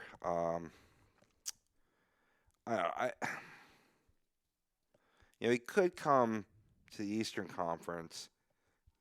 I'm not sure what Carolina's situation is money-wise. Actually, I could see Carolina. Carolina could be a real good fit for him considering who they have. Right. Carolina could be a fit. Honestly, I could see Colorado maybe. Yeah. Another little piece to Another the puzzle. little piece, absolutely. Yeah. Colorado's defense has been really good all year. We know what their offense is. They're Right. got the best first line in all of hockey, at least according to Jake Voracek. But yeah, I could see him going to maybe like a Colorado. St. Louis, I don't think so. I think they're pretty much set. They're playing lights out hockey again with who they have, especially with Tarasenko getting ready to come back. Who else is in the Central? Why I have it right here. St. Louis, Colorado, Dallas. Oh yeah, Dallas could be a really good fit. Yeah. I think Dallas could be a really good fit. Sagan needs some help. Yes. He's struggling a little bit, so maybe bringing in a Zucker could break him out of his little slump. Absolutely. Like I said, 3 years left on his contract, so he's not a rental. From the new Minnesota team to the old Minnesota team. Absolutely. Yes. Now, number 5 here, I think he's pretty much going to Columbus here. Number 5, I got Jakob Silverberg from Anaheim, Yeah. 29-year-old winger. $5.25 million cap hit with 4 years left on his contract. It's a brand new contract, first year of his 5-year deal extension with the Anaheim Ducks. I see him going to Columbus. I think he'd be a real good fit there with the type of player that he is. And I think John Tortorella, as much as he is a defensive coach, can really bring out some offensive production for him. I can agree on a surprise season where nobody expected Columbus to be up in there. Obviously, there's a reason because there were some holes. While you are up there, plug some of them damn holes. They're up there with the holes, which is the best Yes, part. I know. You needed to, going into the season, you needed to replace a Matt Duchene and Artemi Panarin, Sergei Bobrovsky. Manny Legacy's doing a great fucking job with those goaltenders in Columbus. Yes, dude. Both of them. And John Tortorella is just being John Tortorella. Oh, I learned how to pronounce his name too. Oh, yeah, Elvis. Elvis Merilinckins or Merilinckins. Merrill Lincoln's. Yeah, it's Merlinkins. Wow. Yes. That's I saw this video. It was awesome. It was like the best hockey celebrations, and he had one for a shutout victory. You know, but nuts with almost like the Boucher leg pump, fist pump type deal. You know, real quick because I know we got to get through this list and get the hell out of here. But Carolina Hurricanes, as much as I hate them, as they're always a thorn in the side of the Philadelphia Flyers, they have the best celebrations after games. They have sumo fights. They play fucking dodgeball, dude. I had Dodgeball on Listen, the ice is the coolest fucking thing ever. I got you beat. Uh-oh. There is one that I saw that was absolutely awesome. I forget who they were playing, but it was Calgary's goaltender David Rittich. Yeah. And he threw his stick up, stick flip, stared right at whoever it was that he stoned, and just skated away. I'm sure he said something. He had to have said something. Yeah. But that to me right now is the best celebration. You know what he said? He said, Joey Bats got nothing on me. That's what he You said. ain't got nothing on me, bitch. That was definitely a Joey Bats bat flip right San Jose there. up 6-3 now. Dang. Number 5, we were talking about Jakob Silfverberg. Like I said, I could see him being a really good fit for the Columbus Blue Jackets. Yeah, I agree with that. Shane Gostisbehere, who we've already talked about. Toronto being a really good fit for him, needing a defenseman, being short as they are. Number 3, Tyler Toffoli, 27-year-old winger out of L.A. Probably most likely to be moved out of L.A. Yeah. with a $4.6 million cap hit and a UFA at the end of the year. Where he's going, I'm not 100% sure. He's up in the air. He could land in a couple places. I think he could be really good. It's ironic you have these two names on the list together because that would be, a great, trade. I mean, certainly I think you could get something else also from the Kings. You know what I mean? Maybe picks involved, like a lower pick for a higher pick coming back. But, good fit, fits a team need with the Flyers. He's one of two guys I wouldn't mind the Flyers getting. And, I already talked about JG, enough. Who we're talking I got to about get next. off my knees here. But the thing with JG Pageau is, and he's my number 2 out of Ottawa, centerman, 27 years old, $3.1 million cap hit, which is very reasonable for a center who's been as productive as he's been the last couple years. Pageau, I think, would be a great fit on the island. Yeah. With the Islanders Yep, as they the want number him 2 too. centerman. I don't blame him for wanting him. Yeah. I think he's a great fit there with the style of play that he has. He's a very good playmaker, has a lot of scoring upside, can put the puck in the net. And that's something that the Islanders need a little bit more of, and a guy who can pass the puck. He's one of the best passers in the league, in my opinion, and he wins faceoffs. My prediction is whoever, because he will be traded. I'm pretty certain of that. And then watch he doesn't get traded. But Oh, no, I'm certain he's getting traded, too. He's There's no way definitely- he's staying in Ottawa this year. whatever team he gets traded to will make the Stanley Cup Finals this year. Bold prediction. I like that prediction. Because, obviously it's a piece putting a quality team over the hump. And I just see him. You saw when Ottawa made the playoffs a few years back, how red hot he got in the playoffs with the Yup, when they went on Hamburglar and that. the Eastern Conference Finals Right. and then shit the bed the very next year. Right. I just get a sense, based on some numbers I've looked at, but mostly gut, that he goes on like one of those runs or like a Justin Williams run. Yeah, Yeah. I could definitely see that, especially with the Islanders. Like I said, they're a very talented team. Christian Carroll chiming in saying, sitting in a hospital bed, possible heartbroken syndrome, blaming the stress on the Sixers. What stresses you out more, man? The Sixers or the Flyers tonight, man? The Sixers were definitely, did not come too many 3 points by Joel Embiid, according to our producer, Ryan Brodo. Too many. They just stink right now. They just stink. Okay, so we got number 1 here. We got Chris Kreider, the New York Rangers. I think he's number 1 on everybody's list. Yep. I think he's the guy. He's a sweepstakes guy. He's going to be the guy that every team is in on or trying to be in on. 28 years old, $4 million cap hit. He does have a modified no trade clause, but he's a UFA at the end of the year. God, he's a good top 6 player. He's got a lot of speed, ton of scoring upside. Former 20-goal scorer. I think he's on pace to score 20 again this year, if not already broken it. What's he making this year? 4. Yeah, I smell a trip out to Vegas. I don't And know. I that don't would see be Vegas. sick. You don't see Vegas. I don't see Vegas. Why not?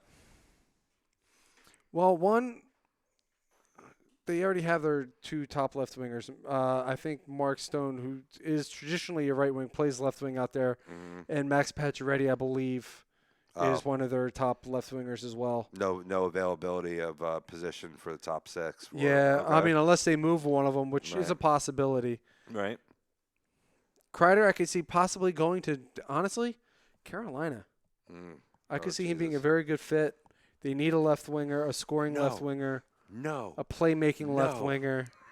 I don't blame you. Yeah. Being a Flyers fan that you Well, are. he's so fast. I mean, he can be sporadic on offense. You know, he has his hot and cold streaks, but he's just so fast. He stays in the East for sure.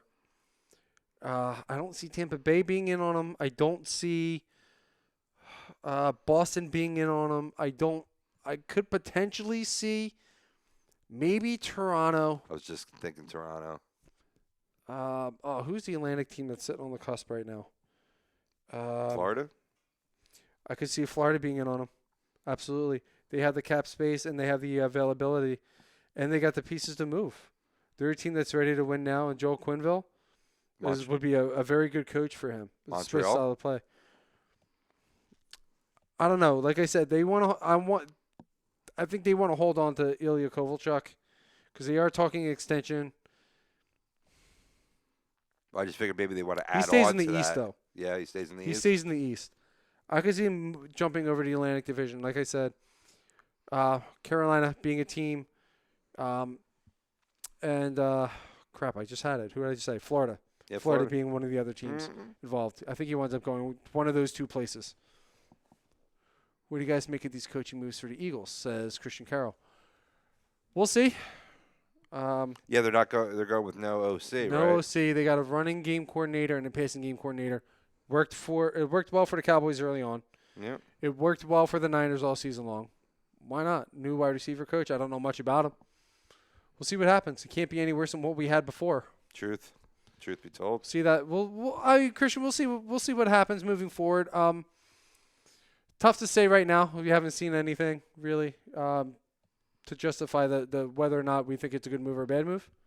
So More of the play calling coming down on Doug. Has Doug always been the play caller for you guys? yeah, Yep. Yep. So and I think that's the less reason of a why we need don't have for a an real OC. OC. Yeah. Exactly. You won't get a guy. You can't get a guy like Jim Caldwell. Jim Caldwell's going to want to call the plays. In a sense, Doug Peterson is your head coach and your OC. Yeah. You know what I mean? In a sense, and that's a throwback right there to coaches of yesteryear and a coach that just won the Super Bowl.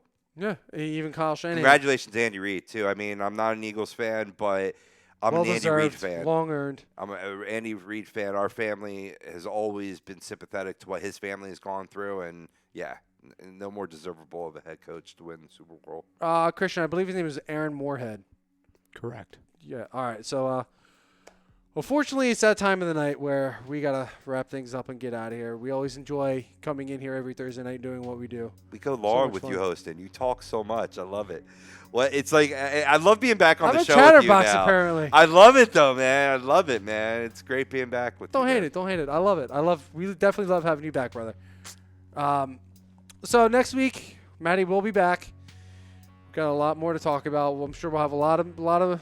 Hopefully, maybe we'll have some trades to talk about, like we did briefly tonight with Toronto and LA. So next week, same time, 10 o'clock, same night, same place. I was gonna go somewhere else with it, but I didn't think we'd be okay.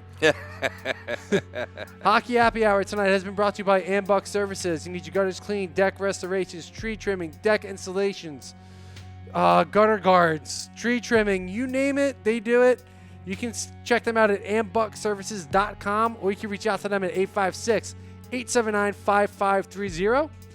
We have also been brought to you by Specialized Physical Therapy. Make Dr. Paul Vidal yours. Check them out at specializedphysicaltherapy.com. Also, HUD merch is now here. Hats, hoodies, shirts, mugs, stickers, polos, you name it. PhillyDrinkers.com. You can get it there. Check them out. Once again, PhillyDrinkers.com to get all your A2D merch.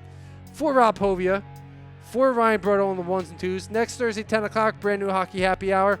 We will see you then.